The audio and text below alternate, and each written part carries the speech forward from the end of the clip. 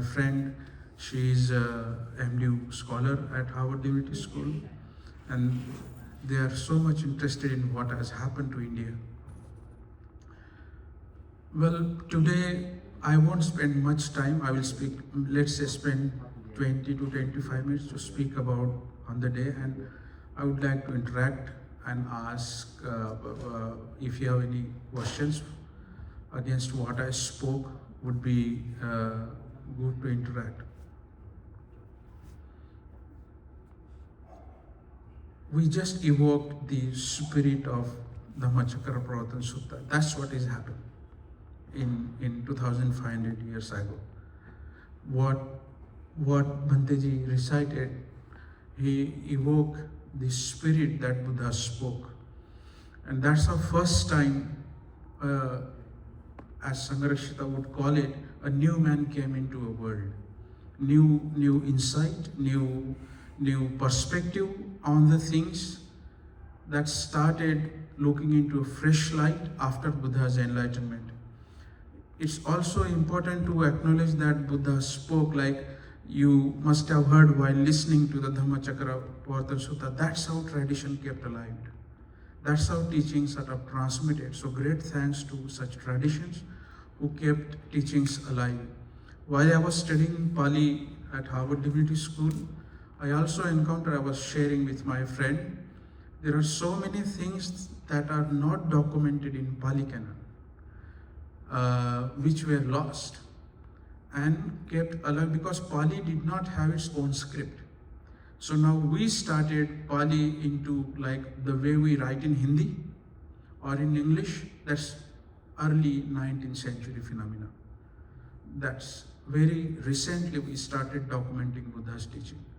But the teachings or the images, the iconography you see even on this altar, on this shrine, it came from the much earlier oral tradition that kept alive by such great venerables. So we do not know a lot of teaching that has been lost and not documented in the modern canonical transcription of Pali. And Dr. Ambedkar was very aware of it. So today, when Buddha spoke that world is full of suffering and why that is revolutionary, do we need to know that we suffer and therefore that is revolutionary? It is revolutionary vis-a-vis what was happening in Buddha's time. What was happening, that you must have heard Brahmana Seva, Asura Seva in the recitation. That's what Buddha was talking. Whoever you are, may that be a Brahmin or whatever caste or community you belong to, this is applicable to you. So if I come from Harvard Divinity School and just started speaking what professors are speaking in Harvard Divinity School, it has no link with you, right? It will not make sense to you. So Buddha is not murmuring to himself what he has attained under Bodhi tree. Oh look, do you know about Tushita heaven? Do you know what my past lives were? Who was I as a Sumed Bodhisattva? Or who was I in a Vesantara Jataka? Buddha knew all that. So when he attained enlightenment, there are the three important watch he had. First is the recollection of his all past lives. That was the first thing he recollected after attaining enlightenment. Second watch was the recycle of birth and death based on the karma. So he knew or break through the cycles of birth and death through karmic forces. And what are those karmic forces? Nothing but the causal conditions.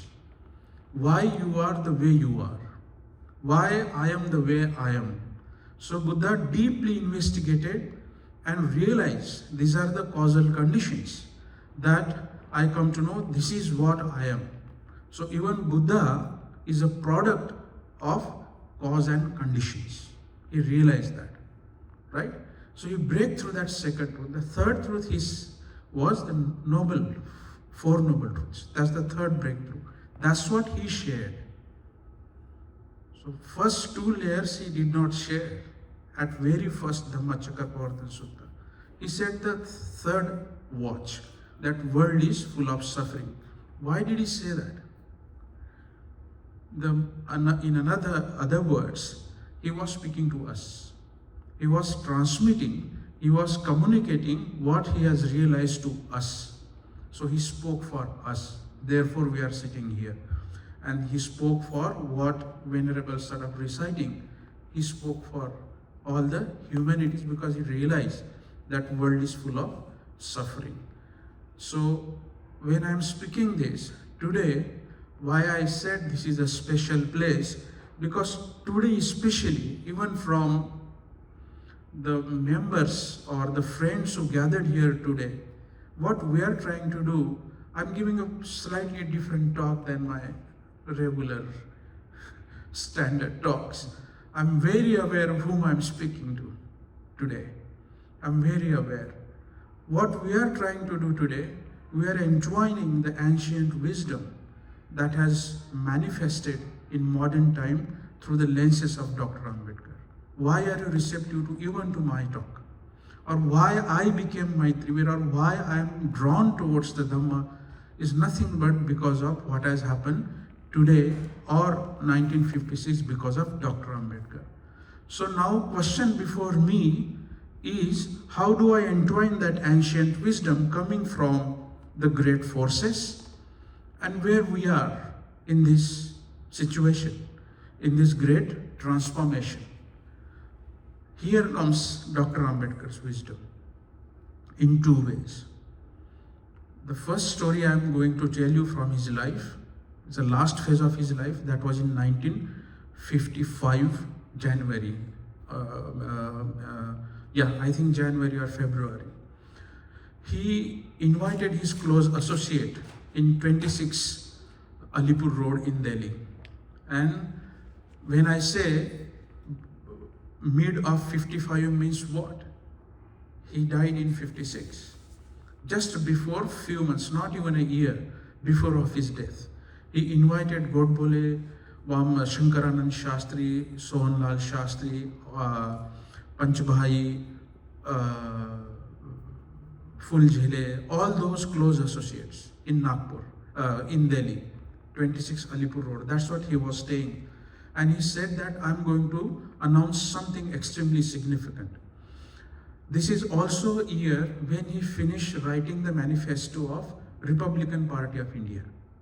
He finished writing the manifesto. And everyone thought, because there will be a next election for independent India, Dr. Ambedkar is going to tell us a strategy about elections. And they were very enthusiastic. He came with a very heavy body because he was sick and he was working hard in last days of his life. And then he said, I'm going to embrace Buddhism. I have decided now. That was in his thought. Till then, we did not know what he's going to do with Buddhism. He gave a hint, and there were small convergence even before 56 in Agra, which he appreciated. There are letters that he sent them, congratulations, good you did it. But he himself did not sort of declared or proclaimed publicly. That's the first time the cat came out of the bag. He said that I'm going to embrace Buddhism, and everyone was disappointed. Why are you bringing religion? Now you are at such a pinnacle of your career, whatever you will do, India will follow. And once we achieve the political power, everything will be fixed. Caste system will be fixed, discrimination will be fixed, we will be in power, and everything will be fine. Dr. Ambedkar said that, I don't think you understand the complete sort of clock of my revolution. If I do not give this wisdom before I go, I don't think my revolution will be complete. So that's the pinnacle, the last gift he has given, but the foremost gift he has given, which many followers of Dr. Ambedkar really could not understand. So when we talk about Dhammachakra, when we talk about this suffering, he knew that was the way to emancipate out of suffering. materialistic goal, because Marx was already dominant in India in that time. So materialistic achievement you could have done with the joining with the Congress or the communist parties. Dr. Ambedkar did not took that way for his liberation path. He said that Buddha's way is the best way, which he immediately said after conversion. So there is a second reference. We come in Dr. Ambedkar's thinking. Immediately he went to Kathmandu after conversion, just before 2 weeks of his death. That was in 56 November. On 1st November to 6th November, he was in Kathmandu. And in Kathmandu, when he gave a talk, Buddha Karl Marx, he said something so important. He said that Buddha's way of pursuing the victory is not by the violence, but by love. You may think that Buddha's path is a long and tedious way, but I'm sure this is the surest way. He used the expression called surest way. This is the way. Now, how do I understand these two events in Dr. Ambedkar's life? When he says the surest way, whom he was addressing, who was his audience? His audience was not untouchables. His audience was not his own people. He was addressing to traditional Buddhists from China, Nepal, Burma, and also Thailand. So all those countries were in the swing of communist revolution or the Marxist influence. And the so-called, if I may so, untouchable, going to the traditional Buddhist people, telling that Buddha's way is the surest way. He was not speaking to his own people. So the swing of his thought was so vast and so deep. So that's my first opening remark when I wanted to really understand us, the depth and the gravitas of this day. It's not just merely political conversion, shifting from one house to the another house. That's what people talk about conversion. So it's also important as an Ambedkarite Buddhist or a follower of Dr. Ambedkar or the Buddha, it's our responsibility. How do we speak about it? How do we talk about it? Right? So when we come across United States or wherever we go, crossing the border of our own culture, Dr. Ambedkar has given you, when Banteji was giving you Trisharam Panchashila, was holding something in his hand. What was that? That's the mirror of the Buddha.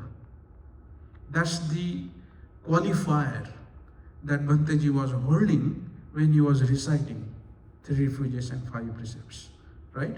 So Dr. Ambedkar, when he stood with his confidence, in spite of his sick health, he was bright. Like I interviewed some people who saw Dr. Ambedkar very closely on his conversion day, and they were only one word. He was sort of blossoming. His face was glowing. So that's the glow Dr. Ambedkar wanted to bring in. We have to understand. It's not mere materialistic goal or comfort will give us a liberation. Look where you are since many years in United States. You got everything what you want in terms of materialistic achievement, right? Not necessarily your face will glow. And glowing face here means not just shining out of couple of days happiness, but it's a deep joy that Dr. Ambedkar wanted to share of liberation. Liberation from caste, liberation from the oppression, liberation from the any inferiority that Buddha was trying to say, O Brahmanecha, O Vaishyecha, O Kshatriyacha, O Shudracha, whoever you are. That's what the suffering you need to get rid of. So Dr. Ambedkar has that deep vision in his mind. That's first thing I wanted to share as an opening remark. And I would say, though it's a beginning probably for Dhammachakra pravartan, I'm so happy that it happened. May it occur. Even you come in a less number, please gather. Every year, do not miss this. 14th April is important, 6th December is important. But that's just his physical birth and physical death. This is his mind. This is his Bhimakaya, like a Dhammachakra. This is his mind he wanted to share. We must cherish this day. And why I'm saying, I'm trying to also give you a sort of a language how to speak about it. So especially those who converted or embraced Buddhism with the inspiration of Dr. Ambedkar, great responsibility lies on their shoulder. My second point, like when we entered into the Vihara, unless I said we should face the Buddha while reciting Dhammachakra Pravartan Sutta, we were sitting and facing Bhanteji, right? When Bhanteji gave 3 refuges and 5 precepts, we were facing Bhanteji. What was happening there? This is more a cultural thing. Because we are new to the faith, new to the tradition, we are yet working out how we should deal with this word called Buddhism, or this man called the Buddha, or his teachings called Dhamma, or what do we mean by Sangha. We do not have yet cultivated the tradition of our own teachers. Shall we go refuse to the Theravada or Mahayana or Vajrayana? Where this community will go? And when I say community, who you are sitting here? You are part of 2050 or 250,000 people gathered at Diksha Bhumi just last week. We are part of that process. So we are representing not few people. When we talk and speak about it, we are representing also a greatest mass conversion in the history of religion. Never ever in the history of religion, I think, I don't want to compare, but as a data, as a historical comparison, when Muhammad was dealing with the people, there were the population between Mecca and Medina, right? The tribes, the Quraysh tribes and the other tribes and the Medina people.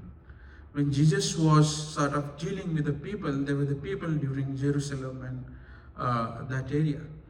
So what I'm trying to do, they themselves were a great figure and did something remarkable with their own revelation or whatever. How do we see Dr. Ambedkar's conversion?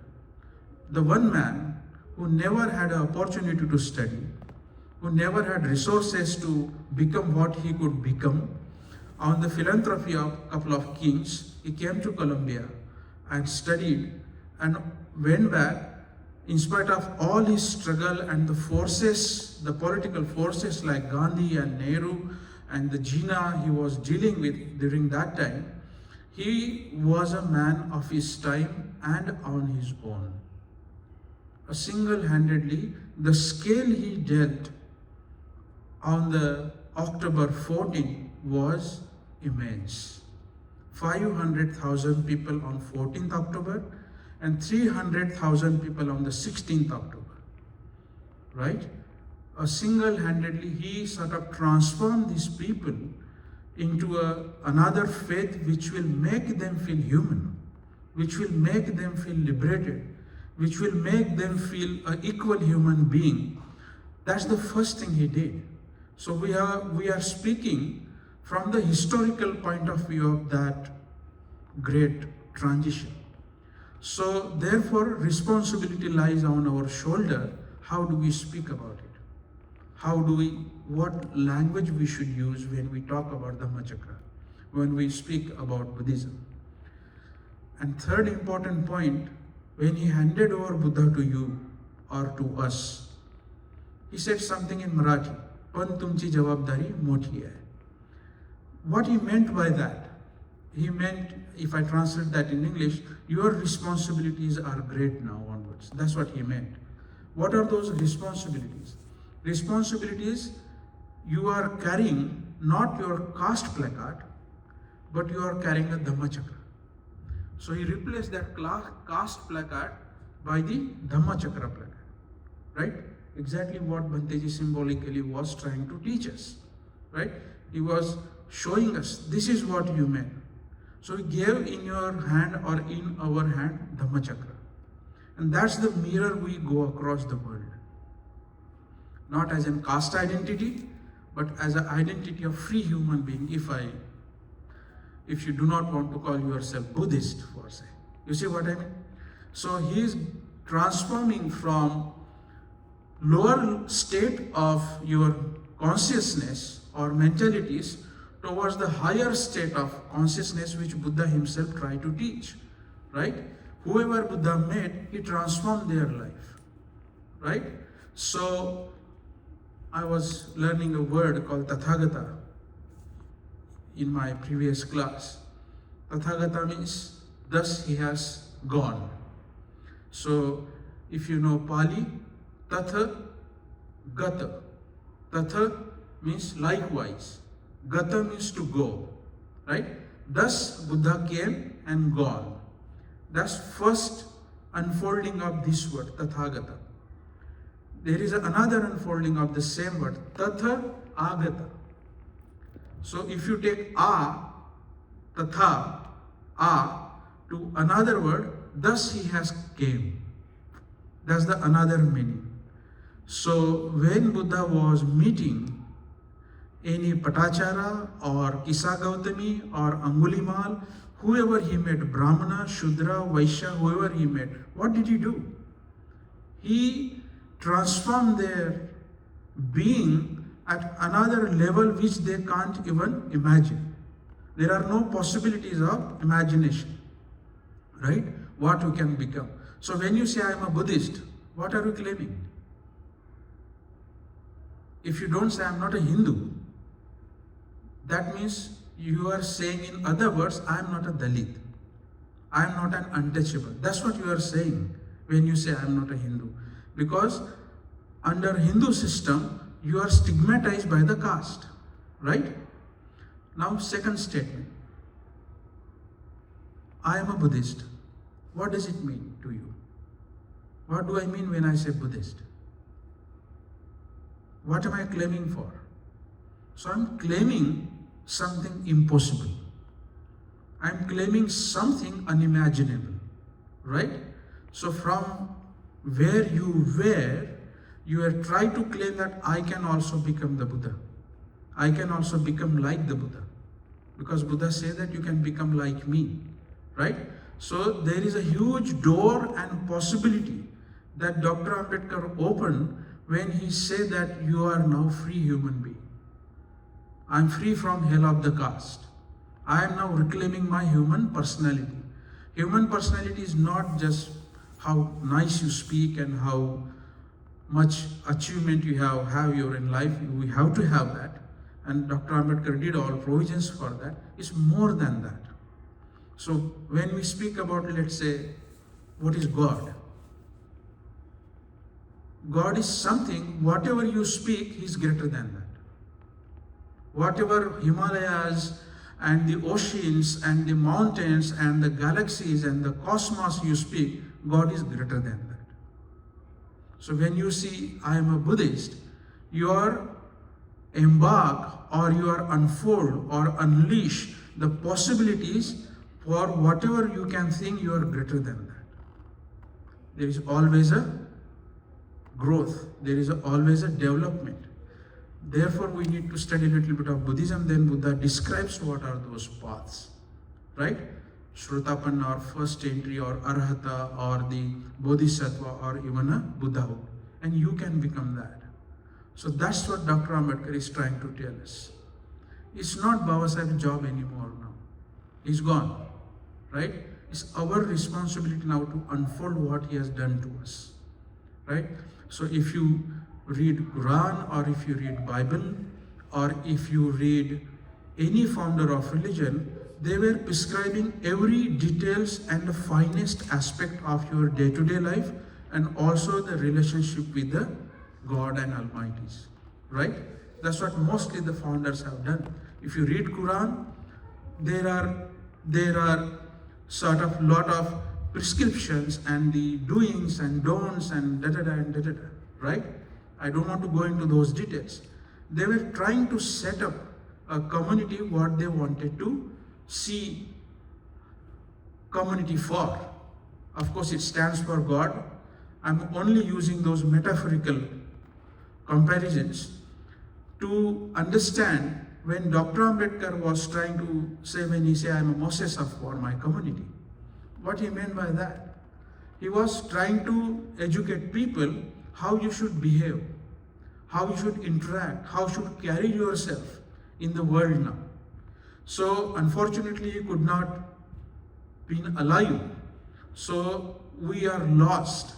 We were leaderless, especially establishing these great civilizational traditions that he gave us, handed over to us. That's where responsibility lies. If we behave with a caste identity in a Buddhist world, we are doing injustice to what he was trying to do. We are not allowed to do that. It's prohibited. Now there is no Quran and Bible. What to do and what not to do. At least he gave Buddha and his Dhamma. That's what he was trying to articulate. What Buddha means, what Dhamma means, what Sangha means. He said, we need a Buddhist Bible. That's what, in fact, he said. Now here story comes about the Dhammachakra. While I was stating the first message, dukkha, Buddha said that world is full of suffering. And Dr. Ambedkar tried to redefine the story of Buddhism in the very preface. He said, of course, Four Noble Truths are important, but my people must not understand dukkha as a pessimism. That you are suffering because you born into that caste, because of your karmas. And then he tried to redefine that dukkha is not your destiny, but your destiny is to attain the enlightenment, to liberate yourself. And that is irrespective of caste, right? You don't have to recognize yourself, I am a Dalit or untouchable or Mahar. Of course, this Mahar community especially got much more confidence, but that's not the case with all untouchable communities in India. That's not the case with all scheduled caste communities in India. They are super inferior, the way they carry themselves in the society. You or we, those who are listening to this talk, at least are some extent privileged. And we must be in touch with that privilegedness, that I got it and I have to sort of cultivate it for the best of the world, for the best of what Dr. Ambedkar was expecting from community should carry forward. That's the meaning of it. So, my next part, I wanted to speak a little bit, another 10 minutes. Is that okay with you? 10 minutes about how Dr. Ambedkar frames the Buddha. Now we are not talking about constitution. We are not talking about reservation policies. We are not talking about labor movements. And we are not talking about even constitution to some extent. It is important. Even while defining constitution, he says that liberty, equality and fraternity I learned from my master, the Buddha. So he is sort of going beyond constitution. Democracy is defining in the form of Maitri, right? He said it is unlike Western understanding of democracies. Of course, he borrowed from that Dewey, and lot of people think in terms of democracy and his pragmatism and even Buddhism in the form of Dewey, which I greatly respect, and thanks to Dewey, thanks to Columbia, all this great. We have to understand that Dr. Ambedkar was trying to translate what he learned in his own culture, in his own lived experiences. That we forget. Dewey did not have society as a background in his life to understand what living and associated living and reverence and respect for every citizen is.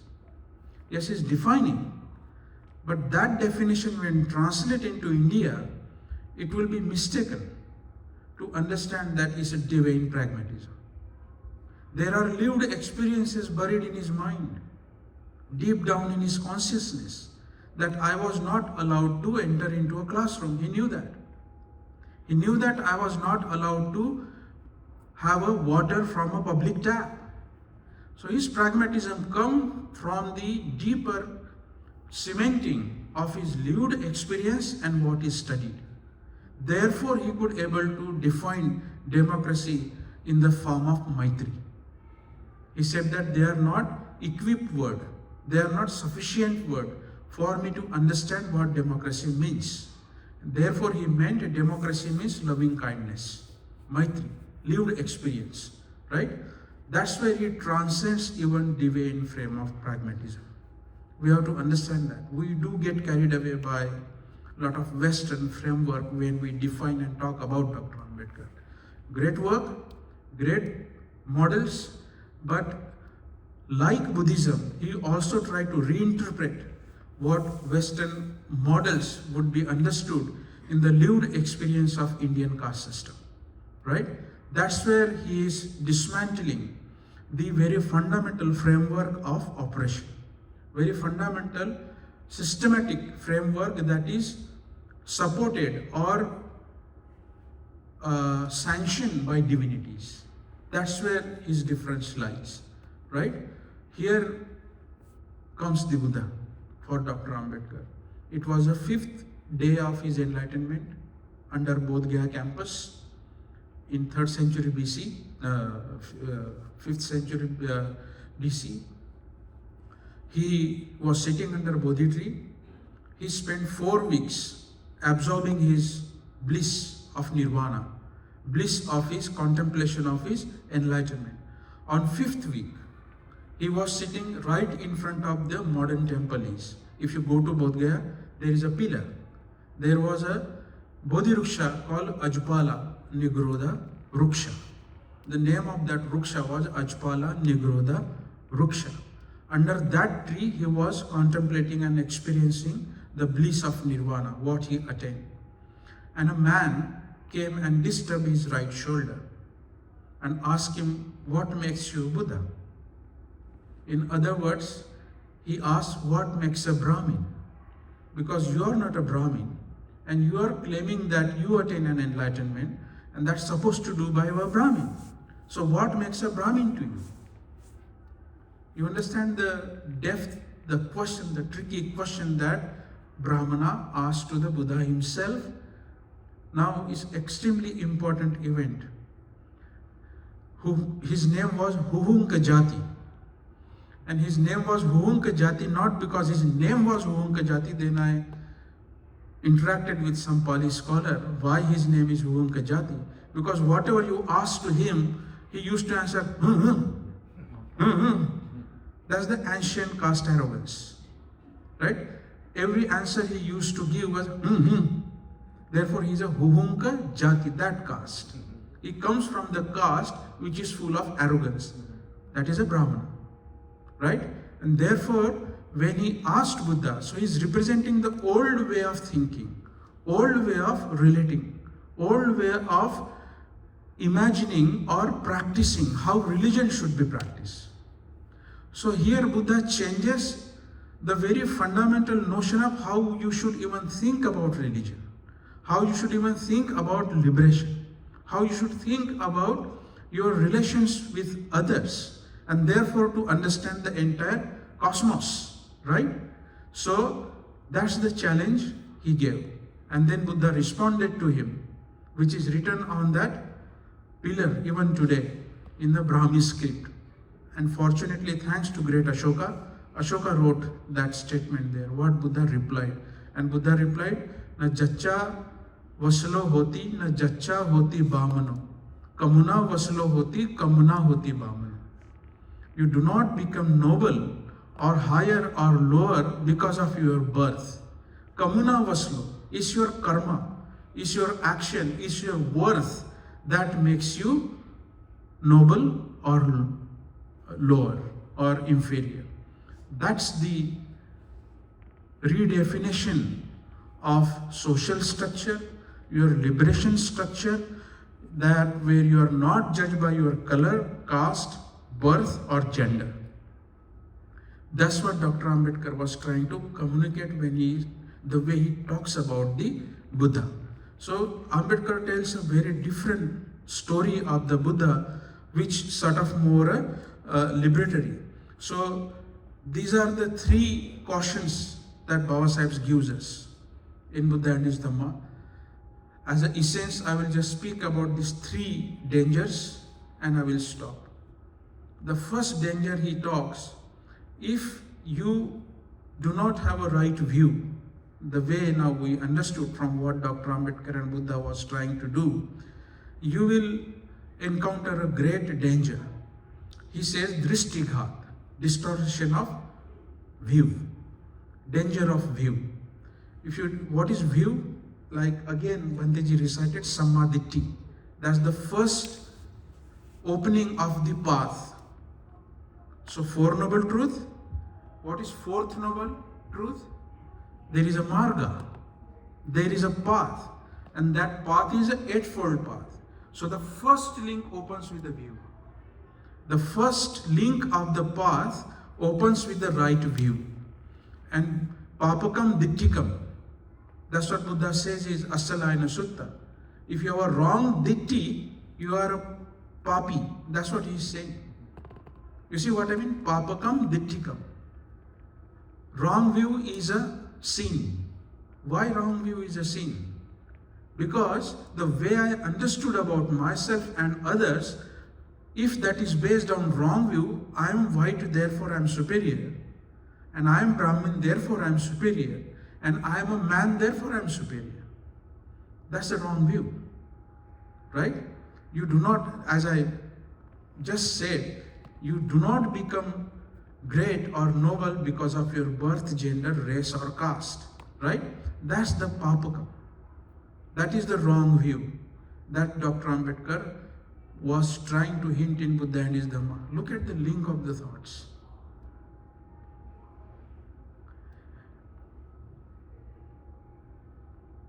I mean, it just surprises me how he entwined that complicated teachings and histories to a simplified form that is directly applicable to the liberation of people. That's the wrong view. And if your view is distorted, then your morality is distorted. How view are linked with the morality? Because in my behavior, unknowingly I thought I am superior to you. There is a subtext in my relationality. The way I speak about others, the way I talk about others. That's the moral, that's the Shila. So is that if your view is distorted, your morality is distorted. And he cites a famous example of Rama and Shambhuka. Right? Rama killed the Shambhuka. Rama was a great king and Shambhuka was a saint. And that saint come from the lower caste. And because Rama was a Kshatriya, he has to follow his dharma. And lower caste saint is not allowed to acquire knowledge. Rama was not an enemy to Shambhuka. But that's not his dharma. That's the wrong view. And because of that wrong view, he thought killing that saint is right. Because his view guided his action. Therefore, he killed the Shambhuka. And he has no regret about it. Why? Because that's his dharma. So that's where your action can terribly go wrong. And a lot of wrong action, even in today's world, is because of wrong view. All wars, all the tensions that we feel in today's world, all the suppression, oppression and segregation that we are experiencing, all the violence that we are looking around us is because of the wrong view. Brahmins think that it's alright to atrocize Dalits. White thinks it's alright to think lower, blacks are inferior or lower. It comes from the deep down superiority complex and the view that we have internalized in my behavior. That's what Dr. Ambedkar is trying to warn, that if you have a wrong view, you will have a wrong action. And the third danger, he says, and therefore you will have a distorted mind. Chittaghat. So drishtighat, shilaghat and chittaghat. Distortion of view, distortion of action, and therefore distortion of your own mind.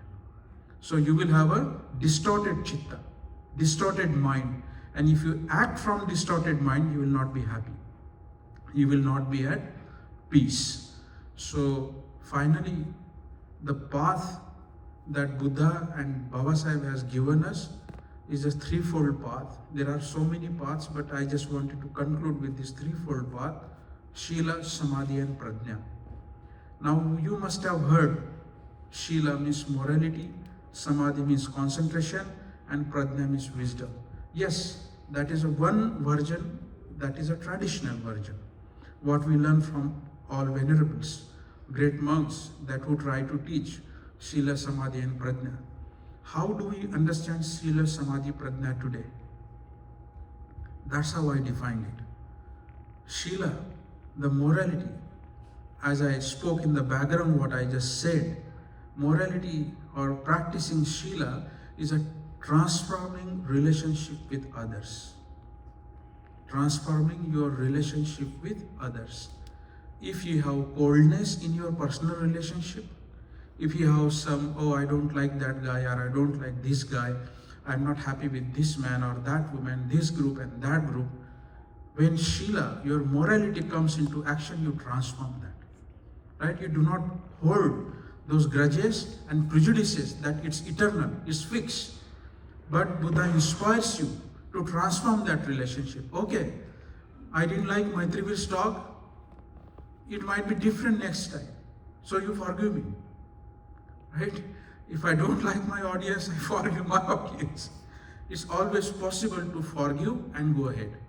That is transforming relationship with others. Of course, it's deeply individual, but it's also social. So Panatipata, the Panchashila you had, these are the moral foundation for society and also for an individual. Second, Samadhi. What is Samadhi? When you meditate, what do? We should have meditated, but what Buddha did under Bodhi tree? He transformed relationship with his entire being, with himself. I don't have to be like that. Buddha was not a Brahmana. Had Buddha thought, oh, only Brahmana attains liberation, we would not have seen the Buddha. But Buddha did not think of himself the way society or the structure or the culture asked him or compelled him to probably think. It's a different story with the Buddha. Buddha was much greater than that. So, might not be a right example. But let's take our own example. I don't have to think myself as a brown man. I don't have to think myself as a Dalit, as a lower caste. I change my relationship with myself. That I don't have to think the way I was compelled to think about myself. That's what Buddha did to Angulimala. That's what Buddha did to Patachara. That's what Buddha did to Kisa Gautami. That's what Buddha did to the Sunita. All the women, Brahmins, untouchable, whoever he met, he transformed their own relationship with themselves. That you can attain liberation. I'm just a facilitator. I'm just a Margadata. I'm just facilitating you. But you transform relationship with yourself. That's Samadhi. And once we know that whatever I thought is wrong, was false. That I thought that the world is fixed, is permanent, it is existed forever and it will never change. That's Prajna. That's the wisdom Buddha said. You don't have to think that world is fixed, is unchanging and is permanent. There is no Atman. There is Anatman. There is Anicca, impermanence. And if you stick to permanency, fixity, you will encounter dukkha. Because things are changing and they are unsatisfactory in nature. Right? That's where you really liberate yourself. So this is the threefold path we have to rethink and revisit. And that's what Baba Sahib, Dr. Ambedkar did today. He revived the Dhammachakra. He revolved that wisdom to purify the caste contaminations, gender contamination, and all sorts of contaminations that are happening in this world can be purified by Dhammachakra. We have to at least have a trust and belief in that. So when Buddha was teaching today, those 5 disciples were sitting close to him. So what happens when a kid doesn't listen at home? Doesn't study? What mom does to a kid? He holds his hand or arms and asks him, sit here. and do your homework. Right? That's what Baba Sahib was trying to do. That's what Buddha did to 5 disciples. Sitting closely and telling you a story. So I'm sitting closely to you and telling you a story. So we have to understand where we fit in the story. Are you roaming around the rooms, not doing homework? Are we listening to our mom and doing our homework and really qualifying the test? That's what Buddha as a mother, Dr. Ambedkar as a mother, asking us, holding our arm and sit and listen. This is what I'm trying to tell you. So my friends, this is a Upanishad, sitting closely. I told you a story. Doing homework or not is up to you. I leave that up to you. I wish you a very happy Dhammachakra day, and thank you very much for inviting me for today. Thanks a lot.